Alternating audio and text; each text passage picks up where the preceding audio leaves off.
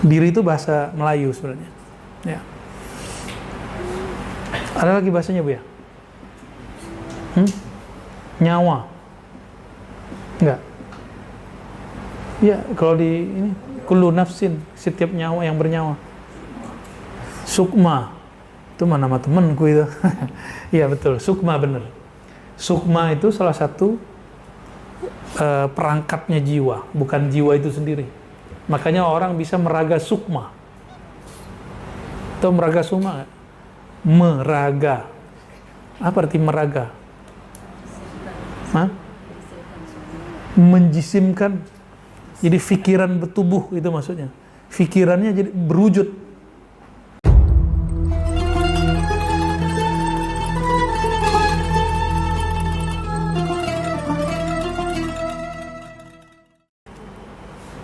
Diri itu bahasa Melayu sebenarnya. Ya. Ada lagi bahasanya, Bu ya? Nyawa. Enggak. Ya, kalau di ini kullu nafsin, setiap nyawa yang bernyawa. Sukma. Itu mana nama temenku itu.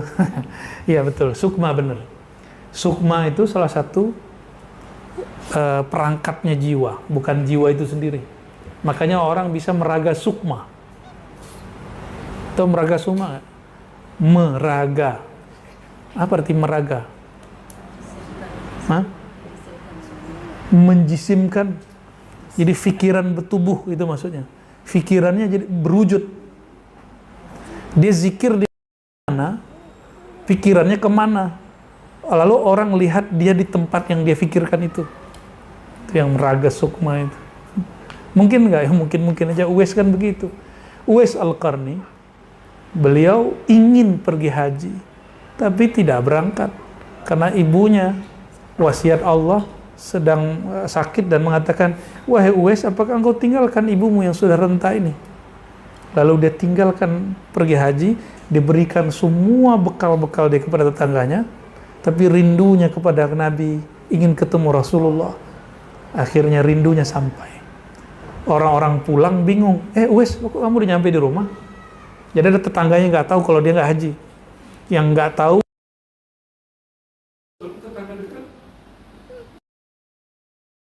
dulu jangan bayangin rumahnya kayak gini, rumah satu di sini, sono gitu.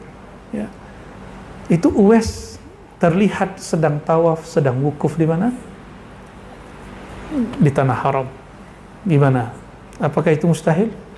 Kalau kurang yakin lagi, kita buka dalam Al-Quran. Azizah itu ayatnya gimana? Ya. Walaqad hamma biha. Innan nafsa. Itu kan? Tahu ayat itu? Itu ayat kisah Nabi Allah Yusuf. Ada di surat Yusuf. Ketika Sayyidina Yusuf hamma biha. Ada himmah sedikit. Himmah ini nggak kena dosa, karena himmah itu cuma sedikit ketertarikan.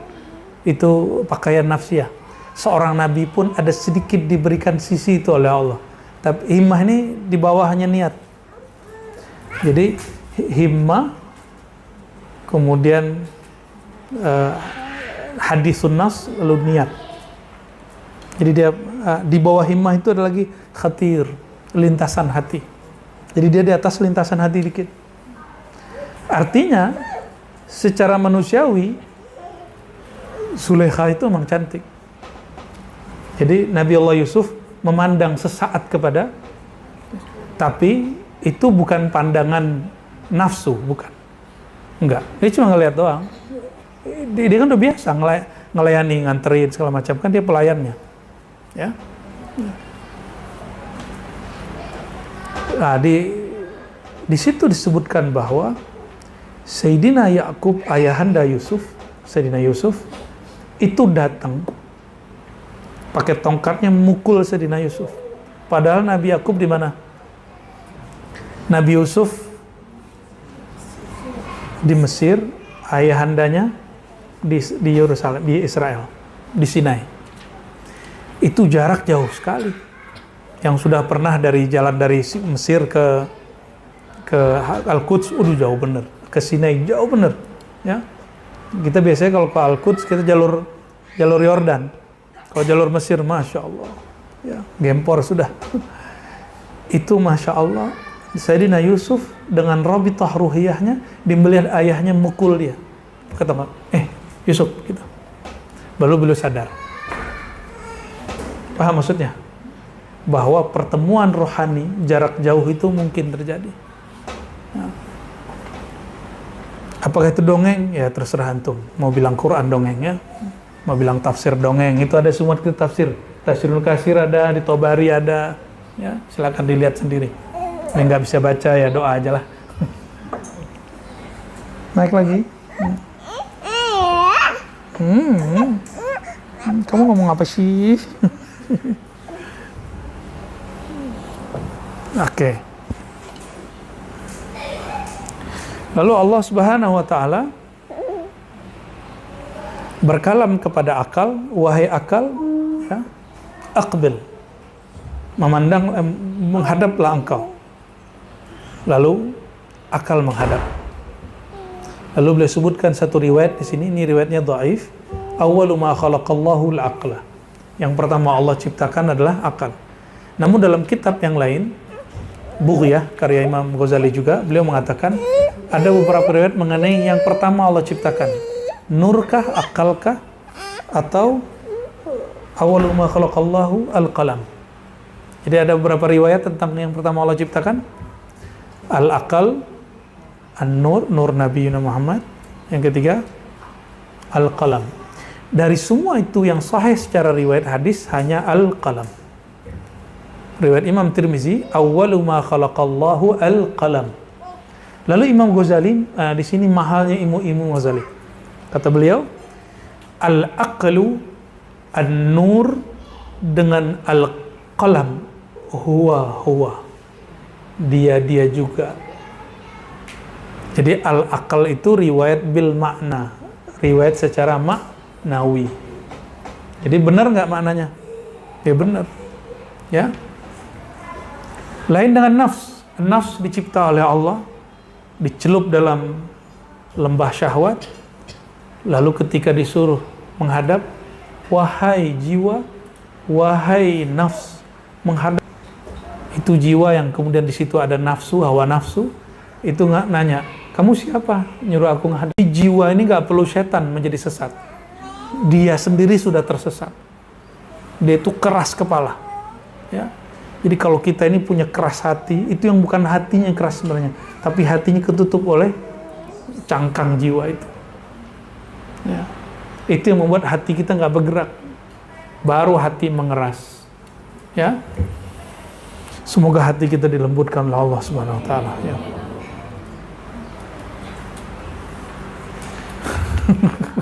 Aminnya kencang bener ya. Berapa kali si jiwa itu baru ngadep setelah dipuasakan. Jadi Allah nggak kasih dia fasilitas.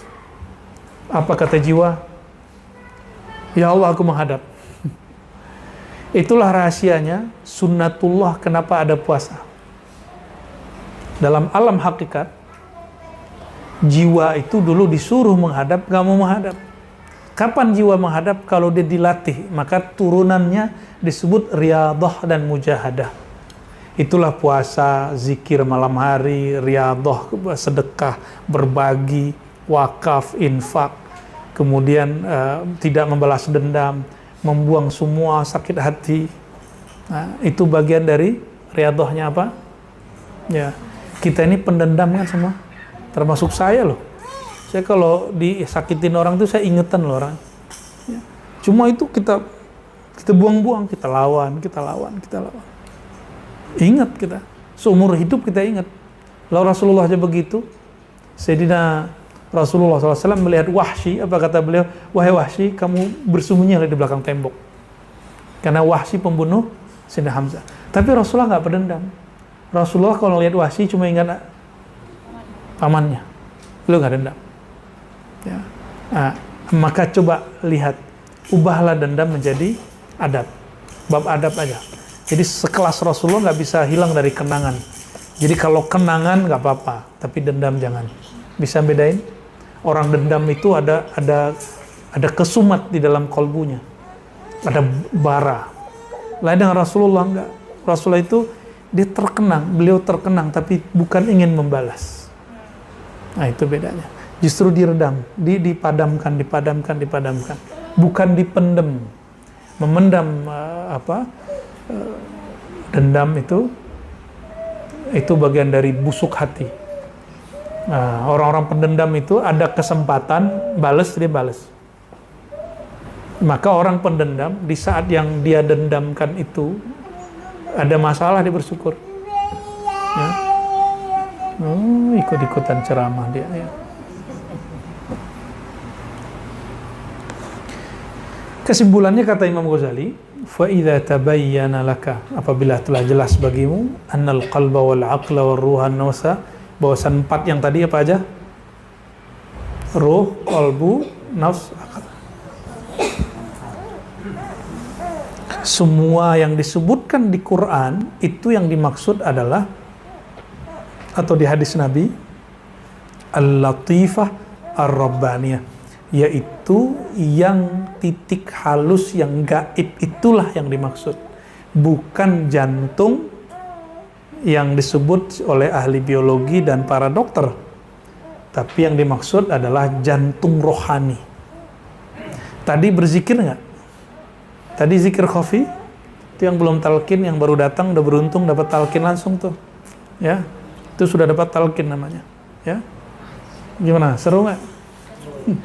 Yang belum ya bingung, ya nggak apa-apa, belajar latihan dulu, ya. Itu talqin namanya. Talqin zikir khafi. Zikir apa? Khafi. Khafi itu disebut khafi lembut, ya. Iya sayang.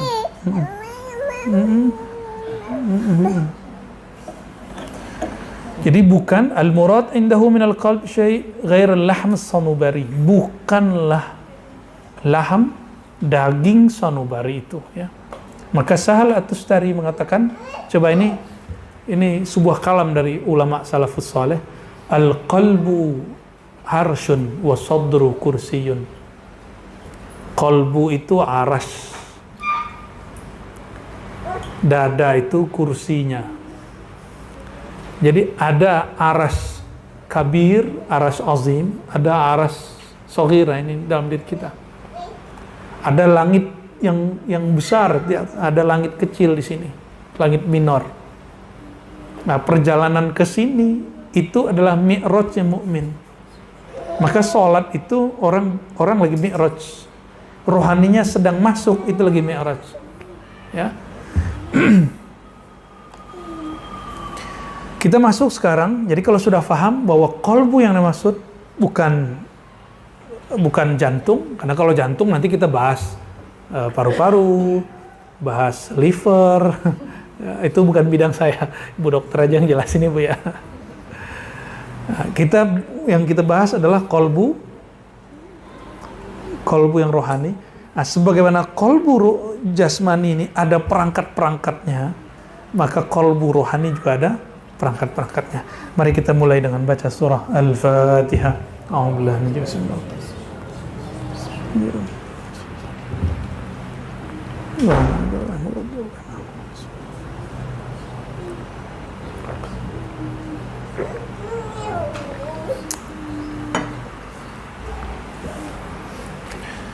Idza araftal qalba, nah, tentara kolbu.